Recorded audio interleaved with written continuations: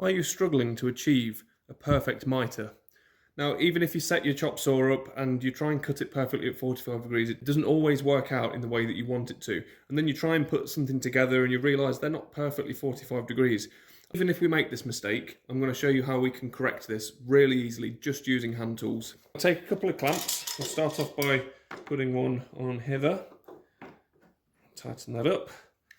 Okay, it doesn't really matter how we do the first one. The second one's the important one. So if I align everything up nicely, so we'll get the square on there perfectly, and then we can get this clamp down. So we'll just start by pinching the clamp down a little bit, and then we can really bring everything together. So now it's sitting in there nice and square. We could just go ahead and tighten that up.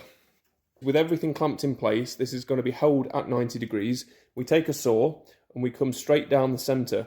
Now the saw is going to travel in the direction of least resistance, so it will follow this path, and it doesn't matter if the saw moves around a tiny bit because it will cut a perfectly parallel line exactly where you need it to be. So just doing it really light because you don't want things to slip around.